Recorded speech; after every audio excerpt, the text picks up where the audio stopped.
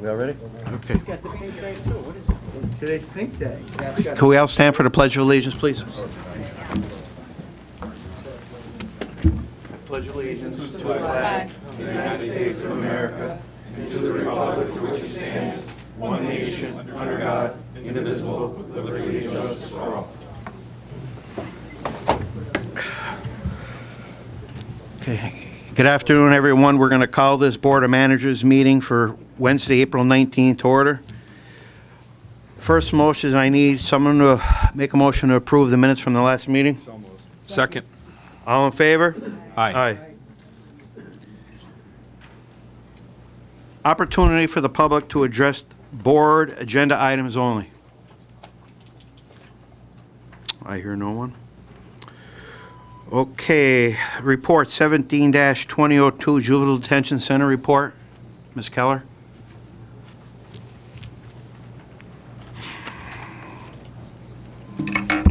Good afternoon. Good afternoon. The report reads that I have 4 juveniles. Currently, I only have 1. March admissions were 11, 59 days of service. No other males were detained. Monies stay the same. Overtime was at $2,066.78 with 71.5 hours of overtime, mostly coming from the snowstorm. Staffing status, detention officer, 1 on intermittent FMLA, 1 still on active duty. And the Department of Human Services conducted their annual inspection at the Juvenile Center on March 30th. The center received 26 deficiency violations. As of April 17th, the center completed their plan of correction and is in compliance with the 2017 inspection. And the task force, the committee task force to investigate the pros and cons of the detention center, the next meeting will be May 12th. And that concludes my report. Anybody have any questions for Ms. Keller? Okay, thank you. Thanks. Motion to accept her report? Is there a second? Second. All in favor? Aye. Aye. Opportunity for the public to address the board. Members, other business? Motion to adjourn. So moved. Second. All in favor? Aye. Okay, that concludes the Board of Managers meeting for April 19th. We're going to get right into the prison board meeting for April 19, 2017. I need a motion to approve the minutes from the last So prison moved. board meeting. Second. All in favor? Aye. The opportunity for the public to address the board on agenda items only. No one? Okay. Motion 17-1017, motion to approve all current payables for the Community Correction Center, Juvenile Detention Center, and the prison, subject to the Controller's Office's approval. Is there a motion? So moved. Second. All in favor? Aye. Okay, Mr. DeBillio, 17-1018, the Controller's report. The Controller's Office reviewed the prison inmate and canteen account reconciliations which were prepared by the prison's business office for the month of March 2017 and found no discrepancies between the reconciliations and the bank statements. The balance in the inmate account was $365,650.63 as of March 31st, 2017. The balance in the canteen checking account was $402,472.11 as of March 31st of 2017. And in addition, as of March 31st, 2017, the canteen account owned 2 certificates of deposit valued at $15,000 and $131,778.74, totaling $146,778.74. And that concludes my report. Thank you, Mr. DeBillio. Anybody have any questions for Mr. DeBillio? A motion to accept his report? Second. All in favor? Aye. Aye. Community Correction Center report. Mr. Jeffers. Good afternoon, Board. Afternoon. Good afternoon. Community and Corrections Report from March 2017. Item 1, our program totals. Male work release had 42 participants. Female work release had 5. Adult house arrest had 145 participants, and juvenile house arrest had 21. Item 2, our program's revenues for the month of March totaled $68,506.97. Item 3, our program's expenses for the month of March totaled $86,702.59. Item 4, our program completions. Work release had 8, house arrest had 31. Item 5, our program violations. Work release had 5, house arrest had 11. Item 6, our program's warrants. Work release has 8, house arrest has 0. And finally, item 7, our budget report so far for the year. Overtime is at 19%, expenses at 21%, revenue is at 27%. That concludes my report. Thank you, Mr. Jeffers. Anybody have any questions for Mr. Jeffers concerning his report? Motion to accept his report. Second? All in favor? Aye. Aye. Thank Thank you, you. Mr. Jeffers. Warden's report, Mr. Betty.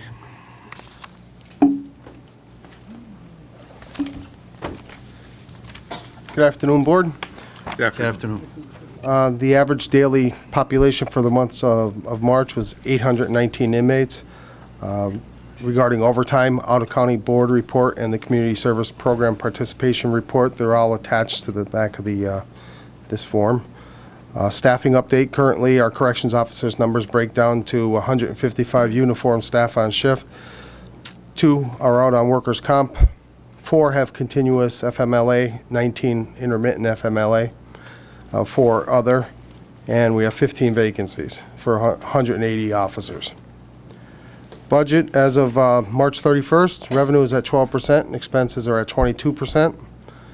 Juveniles, currently we're housing 2 juveniles, 1 male and 1 female.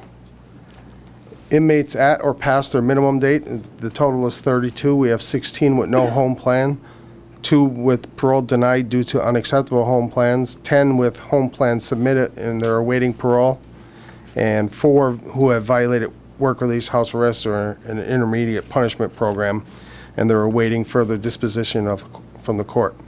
Finally, there are 13 that have been remanded for the balance of their sentence. Extraordinary occurrence reports. There were 4 extraordinary occurrences recently reported to the Department of Corrections. On 3/24, a county inmate was placed into the restraint chair after threatening suicide. On 3/26, a county inmate was placed into the restraint chair for her own safety after displaying bizarre behavior and being unresponsive to staff interactions and communications. On 3/27, a suicidal county inmate was placed into 4-point humane restraints on the orders of the psychiatrist after he attempted to harm himself. And on 3/30, a county inmate was placed into the restraint chair after suicidal statements were made to staff. PREA, there were 3 allegations of PREA violations in the month of March. 1 was deemed unfounded, 2 were deemed unsubstantiated, and both of these are sexual harassment allegations. Finally, I wanted to mention that we recently received a memorandum of understanding from Schuylkill County. We had reached out to Schuylkill County knowing that they were looking for bed space, and we told them we had bed availability. They sent us a signed MOU, signed by their commissioners, looking to contract with us $60 a day. What I was hoping to get from the board would be a positive recommendation for the commissioners, and then I can forward the MOU to the commissioners. But basically, we're not talking big numbers of individuals. They have a court order to cap at a certain number of inmates in the facility, and when they go over that cap, they have to place their inmates elsewhere. We offered some of our beds there. I'm figuring 5-10 beds is at the most what we're going to see, but to get it all done right, we have this memorandum of understanding. So if it's something that the board feels inclined to do, I would love to see the board recommend that the commissioners enter into this memorandum of understanding. That's something you feel we can do safely? Yeah, we have, right now our population is 850. We have several hundred empty beds right now. And the expenses won't outweigh the revenues? I know they're calling for $60 a day. Yeah. Be any hidden costs or anything? No, that's always a hard thing to calculate. And the reason I say that is if there's 2 empty beds in a block, it's hard to say that by bringing another person in, it costs X amount of dollars more, because we're still turning the lights on, and the water is still running, the electricity and the heat. It's really hard to map that out. I'm comfortable with that. We're not going to be losing money by having somebody there. Give them 3 square meals a day, the basic medical care, because this agreement also covers if somebody comes in and has a significant medical problem, that we would return that person or have that person returned to Schuylkill County, and we would take somebody else in their place. So it would be minor medical things. You got a cold and you need some Tylenol, but we're not going to be getting somebody who's in need of a surgical procedure. So this is very similar to most of the contracts that we have with federal and state. Yeah, very, very similar. Before we make a motion on that, I was just looking at your report for March. It seems like the amount of federal inmates that were housed in March drastically was reduced from January and February. Was there any reason for that? It went from 800 or 900 to 450 and then down to 75. I did not notice that. I apologize. Oh, that's okay. Actually, our U.S. Marshals numbers are up right now. We're pushing around 150 or so. Are you looking at this revenue report right here, Sheriff? Yeah. The Marshals are the blue lines there. So it was really up in September, but we've been going up slowly since dropping a bit in October and November. There's a slow increase That's there. offsetting. Yeah, where we are hurting is with again, I mentioned in a previous meeting, the state parole violators. The Department of Corrections has cut the number of individuals they're sending to our facility as well as every other facility. So, there is one last thing, and I apologize for this, literally last second thing. I provided Kevin Mitchell with a copy of it. We just got something from the U.S. Marshal Service regarding the per diem rate that that will be billing for, and they gave us an increase to $87. Okay, that starts when? It starts May 1st. May 1st? Okay, great. So that's a substantial amount. It's $12 more per person per day. There was a lot of work involved in that. That started in October of 2015, Yeah. and finally, we finally got it settled. Yeah. Finally, thank God. And that concludes my report. Does anybody have any questions for Warden Betty? I have a question, Warden. Under the PREA portion of your presentation, which is the Prison Rape Elimination Act, one of the 3 allegations was deemed unfounded, and 2 were unsubstantiated, and both of those were sexual harassment allegations. Right. So who determines what turns out to be unfounded and what turns out to be unsubstantiated? We have an employee, Mari Finland. She's our PREA supervisor, and she's gone to special training, investigatory training for PREA-related topics, and she's the one that does the investigation. She always turns the results over. She forwards them to the district attorney's office for his review. So it would be Mari. I mean, obviously, she checks off with me as well. But she's doing the investigation and making the determination. Good, so it's thoroughly looked into? Yes. Okay. And then in your opinion, Warden, does our Lackawanna County Prison treat both women and men inmates equally and fairly? Yeah. Okay. Yeah. Because I know there's people here, and we're probably going to hear from them, that are concerned about that. And we want to make sure that that's, the way we do feel like that as a board, that we want to make sure that, we treat everyone fairly. And if it helps the board at all, I know you hired me in June. And I know most of you know that I worked here for the Lackawanna County Prison from 1988 until 2012. I had left the county at that point in time. I was the assistant warden of treatment. I'm very much into treatment. I'm very much into providing people with opportunities, equal opportunities. So any constructive or non-constructive criticism, I listen to it. I'm always trying to make the place a better place for our staff and for the inmate population as well. So, Good, because our board completely is in favor of women's rights and gender equity, and will always strive for that. And I'm glad you feel the same. definitely. Any other questions for the warden? Okay, Warden, stand by there 1 minute. Somebody want to make a motion to accept the warden's report? Is there a second? Second. All in favor? Aye. Aye. Okay, before we get into the new business, 17-1021 regarding the agreement from Schuylkill County for their inmates being housed in our prison. Does anybody have any additional questions for the warden before we make a formal vote on it? I've known Warden Betty for 20-some years, and Warden Betty is definitely someone to make sure that everyone's treated equally. It's always been that way. And it's a pleasure to have him here since June. And there's been some crazy times that have happened since June, but I know with the warden at the helm that they're going in the right direction. His staff is doing a fine job. I truly believe that. They do a great job. And he's always been the type person, he's a counselor at heart, so he always tries to work on behalf of everybody to make sure that everybody's equal.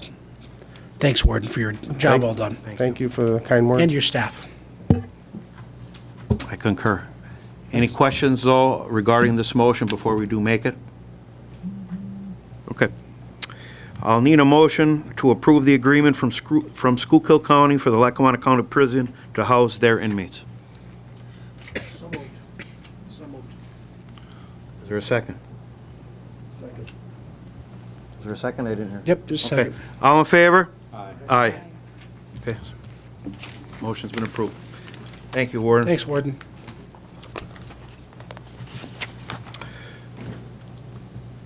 Okay, the opportunity for the public to address the board.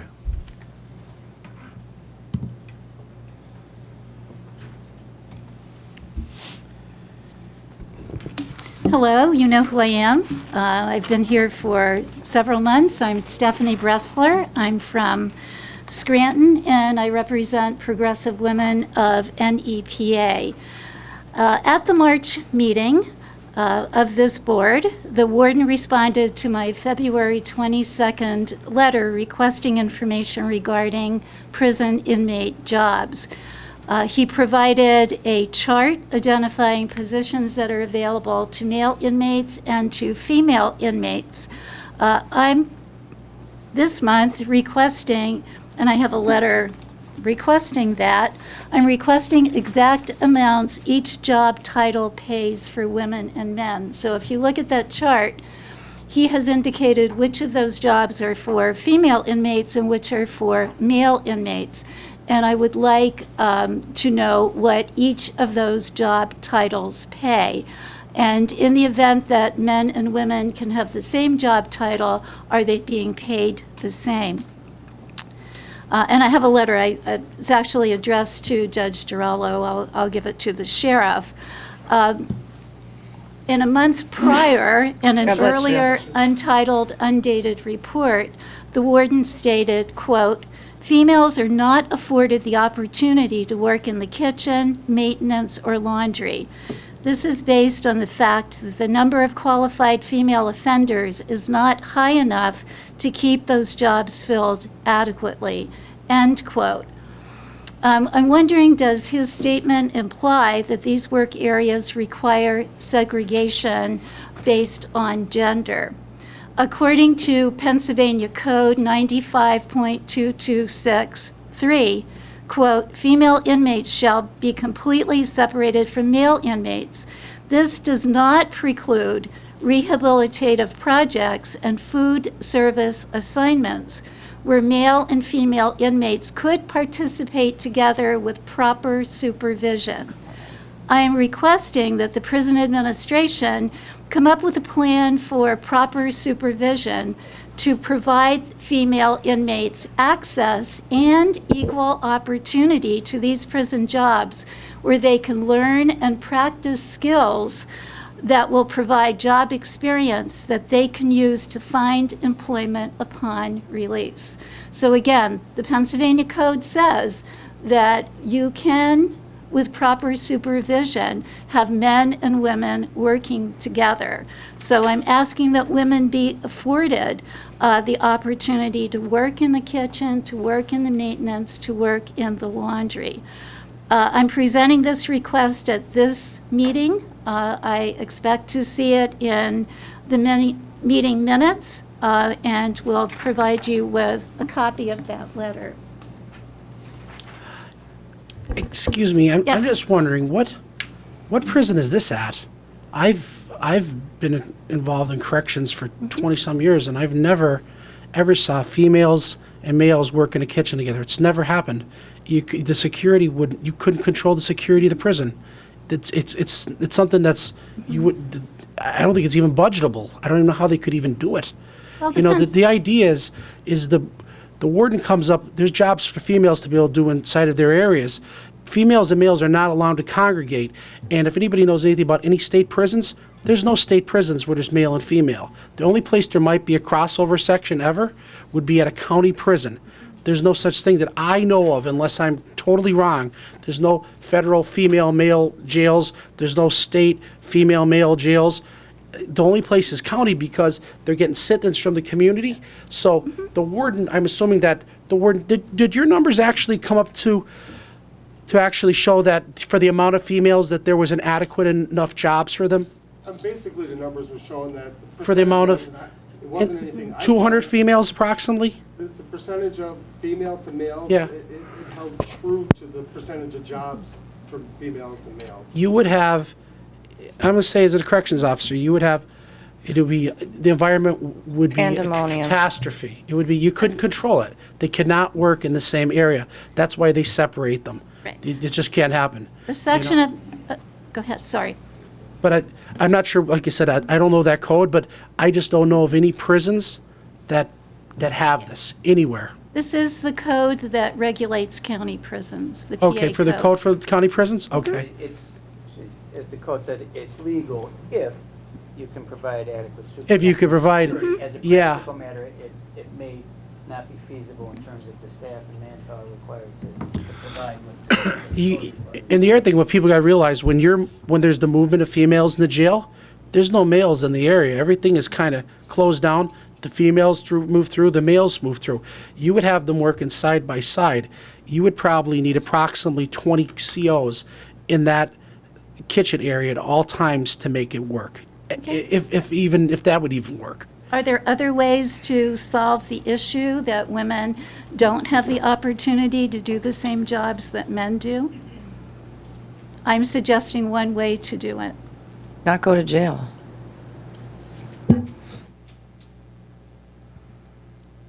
Okay, I'll Ward, in wait. your opinion, do you have the ability to provide adequate supervision in that scenario? More so than that, is we have one job in particular that's. Warren, can you come up?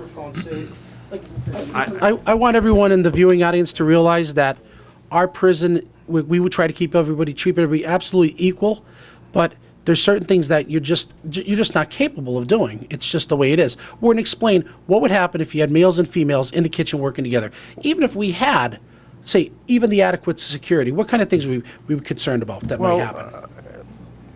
As you had mentioned earlier, you would need to have a significantly higher number of security staff available.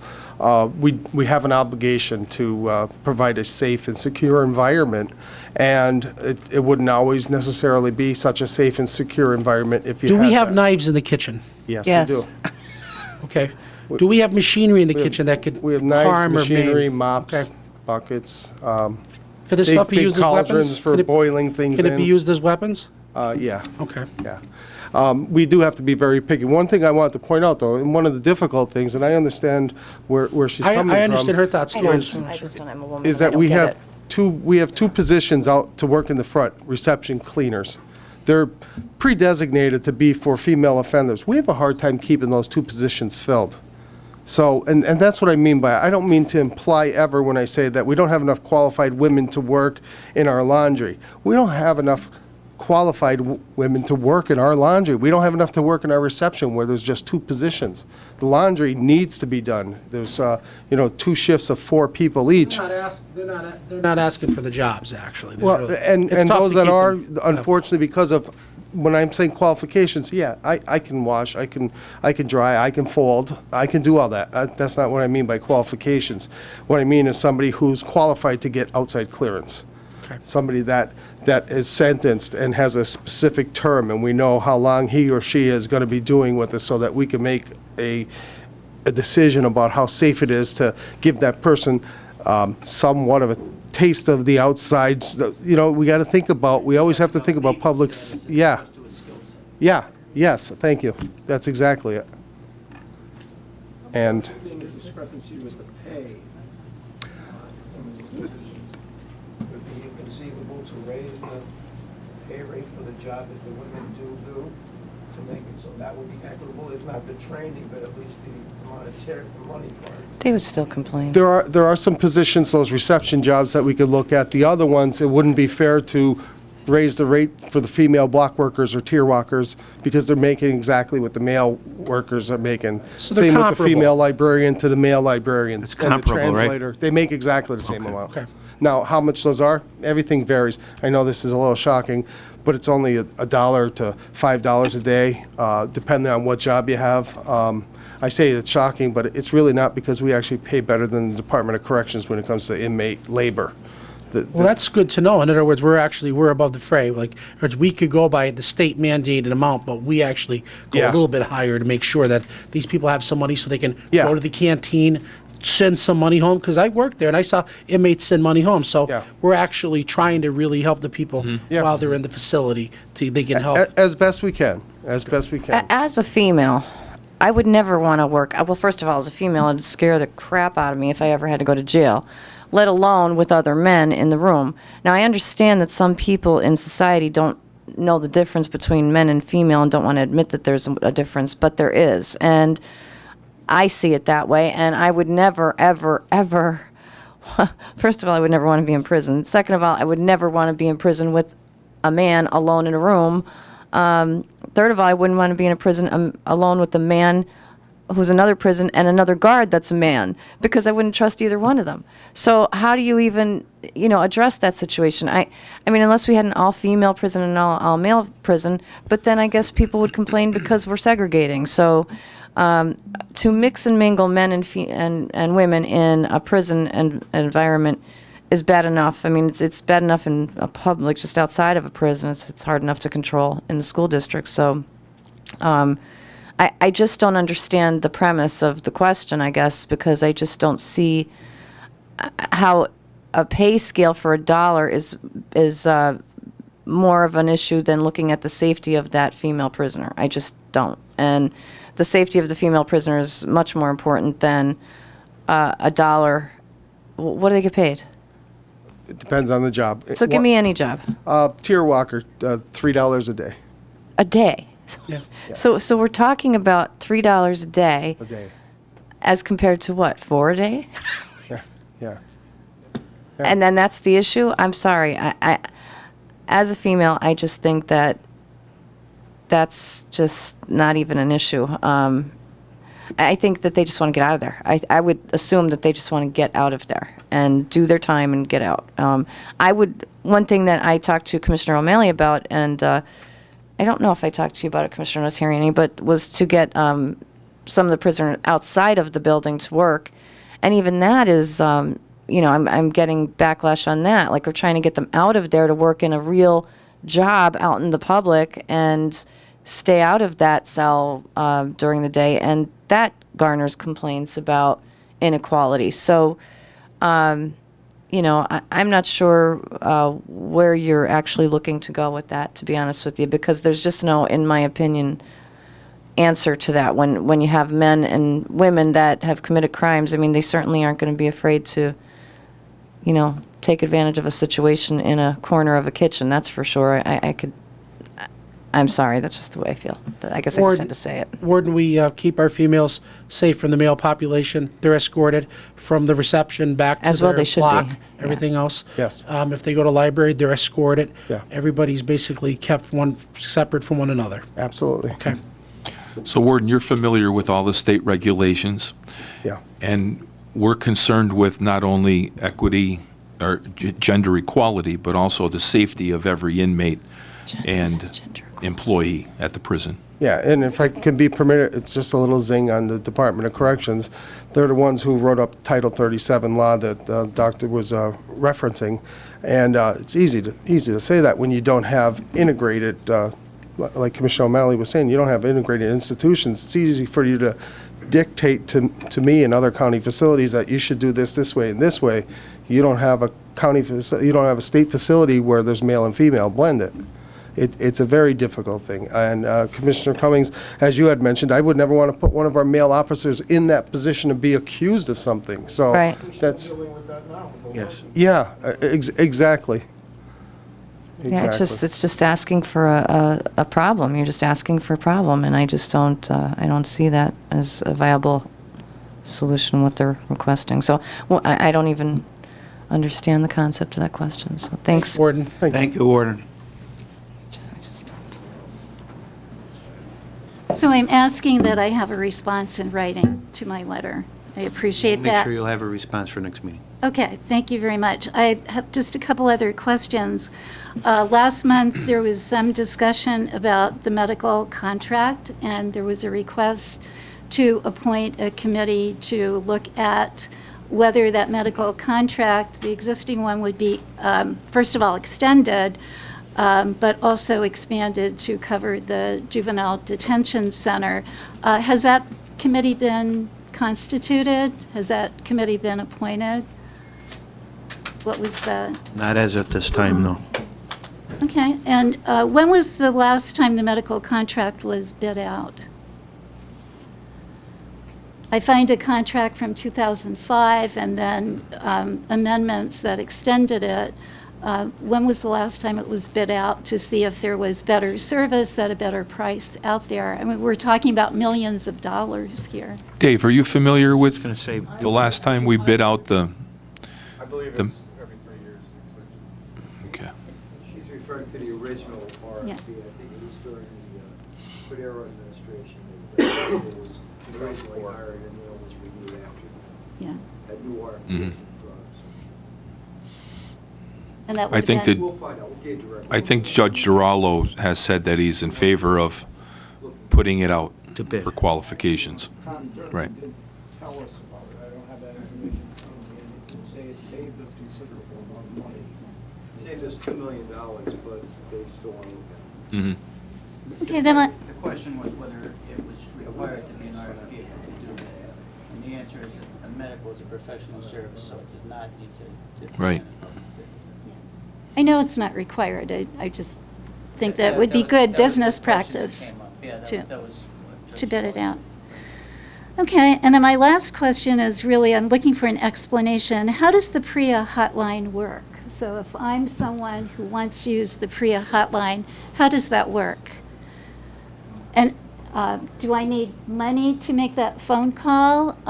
Is that phone call recorded like other phone calls are recorded? I'm just looking for some information here because I don't know. Warren, do you know that? I'm nearly 100% sure that it's a free phone call. I was just turning around to ask Dave Langen, the deputy warden, to ensure it, but it's a free call that's made. I believe it's an outside agency. The conversation is recorded, and there's somebody from the outside who takes a look at it, and then if they feel it's appropriate, they contact Mari Finland at the jail for her investigative piece from the prison. Okay. So otherwise, no one inside the jail would hear that recording? Right, absolutely. It's absolutely anonymous in that manner. It is a specifically designated phone, though, isn't it?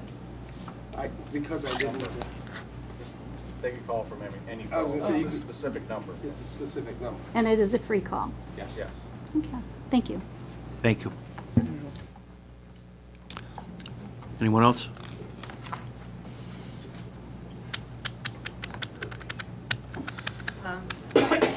About the books again, you know my idea of the book trucks to we have hundreds of books that can't even get in there now because there's no place in Lackawanna County Prison for them. Sorry, Bev DeBarros, Quincy Avenue. So I looked at the book cart or book truck in the chapel that has the Gideon Bibles on it. There are 3 shelves and 25 books on each shelf. So right there is 75 books we could have. And then on the reverse, the same thing. Now, I realize that by having them wheels on them makes it good for many purposes to move the whole thing around. But then when it's inside the block, I think that could be a problem, you know, with the loose cart full of books around. So I got something from Home Depot that might help with the problem with that. This is a very sturdy bracket that costs under $5. And I figured that where each book cart is located in each block, that this would be mounted on the wall, and then a chain with a lock on it would go around this and around the book cart, so that it's locked in place with a little leeway so it could be moved to clean, you know, underneath. And then, like every month or so, the carts could be unlocked and moved just so easily to other blocks, so those people would have fresh books. I'm not good at expressing myself, but do you get what I'm talking about? The idea. I don't want to keep going on and repeating more details, but I think it's a simple plan that could work. We need to get these books in there, and I was hoping, well, you know, I figured the cost was about $3,000 for this program, which I was thinking would come out of the commissary fund. And so it's not like we're waiting for a grant or anything. That money is there, but I was hoping that there could be an action taken today by vote and say, yes, we're going to do this, proceed. Warden, where are we at with the book situation? Can you come up and address that? Dave, does this qualify for the commissary? Yeah. Actually, at this point in time, our business office is pricing out carts, mobile carts. Take a look at that. I would be much more inclined to go with mobile carts that would carry the books, and no offense, I think it's great to bring ideas forth, but there's a lot of security concerns with a hard piece of metal that would be mounted to the wall with big, long And the screws. It'd be better to bring them out, Yeah. bring them in, let them sort of Yeah. and remove it rather than leave it sit Well, in that place. would be Yeah, and that's what we're looking at. I didn't have a chance to express that, and I apologize for that, but I'm waiting now for some prices on that. And you'd be looking at a special cart on top of it Yeah. because of the wheels, Yeah. the axles. There's so many things that you can pull apart on it. Yeah, and of course, we're looking at the companies that are correctional. Like a Experts. correctional, yeah, I get what it is. So it'd be like It'll be a safety it'd be a card. safety cart that you can push through. Yeah, Up to 5,000? yeah, No, so, you're in favor of programs and things like that for the benefit of our prisoners. I think the book program is something good for them. I think we have to do it in a secure manner, whether it's accepting the books, getting them into the facility, but carts, storage, whatever it is, so due diligence is appreciated. yep. Not a problem. Again, I'm a big supporter of reading and literacy, so I'm all in favor of it. So that's where we're at this point. Good, happy to hear that that's moving forward. Good. Thanks, Warden. Thank you. Thanks. Thank you. Thank you, ma'am. Anyone else like to address the board? Members, other business? Yeah, I have one thing. I just want to remind everybody, and I know the sheriff, this is close to your heart with one of your own deputies. They're going to be having an event for Corporal Jason Williams. He's a deputy sheriff for the Lackawanna County Sheriff's Department, and it's Wishes for Willie, a fight against colon cancer on Sunday, May 7th, 3 to 6 p.m. at Morgan's Pub and Eatery, 315 Greenridge Street. It's a $20 donation, and they also have these very, very nice shirts that you can acquire too. So if anyone Like would to like to model come a out, commissioner, we wouldn't mind. We did it at the commissioners meeting today. we had the commissioners meeting with the deputies because it really matters. Sheriff, make sure it's Sheriff. Great job, everybody. Thank you, Department Commissioner did a Mallon, great for job. bringing that up. Thank you, I appreciate that. No problem. Thank you. Motion to adjourn. Second. All in favor? Aye. Thank you, everyone.